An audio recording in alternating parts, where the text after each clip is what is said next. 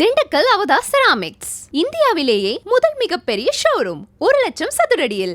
உத்தரப்பிரதேச மாநிலம் அனுமன்காட் பகுதியில் பாரதியார் வாழ்ந்த இல்லத்தை நினைவு சின்னமாக மாற்ற முடிவு செய்யப்பட்டுள்ளதாகவும் உறவினர்களின் அனுமதி கிடைத்தவுடன் அதற்கான நடவடிக்கை மேற்கொள்ளப்படும் என்றும் வாரணாசி மாவட்ட ஆட்சியர் ராஜலிங்கம் தெரிவித்துள்ளார்.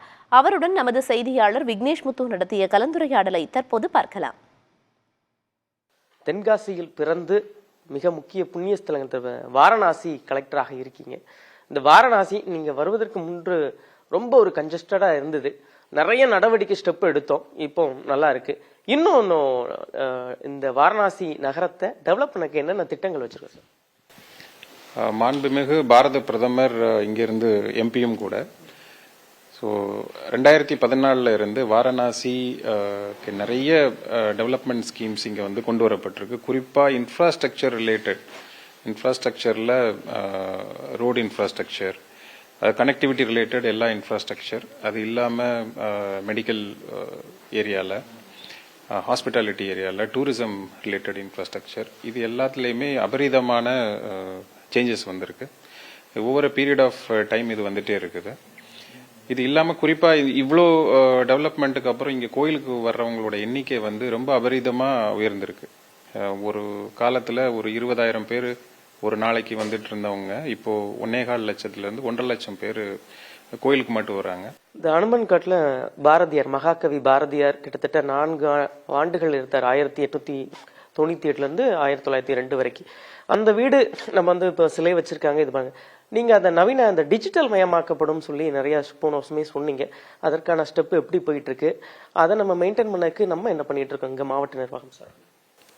பாரதியார் வந்து இங்கே அந்த ஹனுமான்காட் ஏரியாவில் 4 வருஷம் இங்கே இருந்தாங்க. இப்போ அவங்க வம்சாவளி வந்தவங்க வந்து இங்கே இருக்கிறாங்க. இந்த ஒர்க்கை டிஜிட்டைஸ் பண்ணுறதுக்கான ப்ராஜெக்ட்ஸ்க்கு வந்து லாஸ்ட் இயரே இனிஷியேட்டிவ் எடுக்கப்பட்டது. அண்ட் அதோட சேர்ந்து அந்த வீடையும் ஒரு மியூசியம் அவங்க ரெசிடென்ஷியல் ஏரியாவை கன்வெர்ட் பண்ணலாம் அப்படின்ட்டு ஒரு பிளான் போயிட்டு இருந்தது. இப்போ அவங்க சைட்லேருந்து அந்த கன்சென்ட்டுக்காக வெயிட் பண்ணிட்டு இருக்கிறோம். அவங்களுக்கு சில ரிசர்வேஷன்ஸ் இருக்கு. ஏன்னா அது அவங்க வீடும் கூட.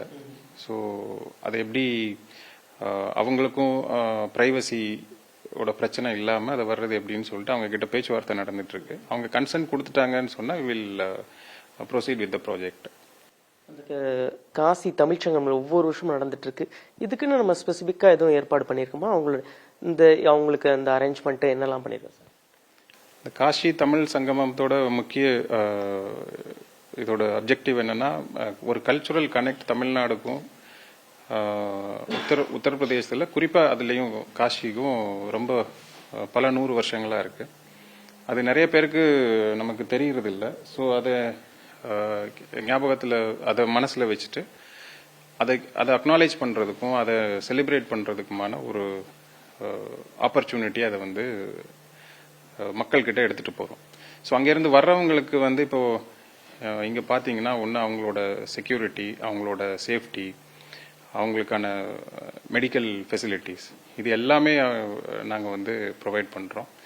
புதிய தலைமுறைக்காக ஒளிப்பதிவாளர் கிருஷ்ணமூர்த்தியுடன் வாரணாசியிலிருந்து செய்தியாளர் விக்னேஷ் முத்து.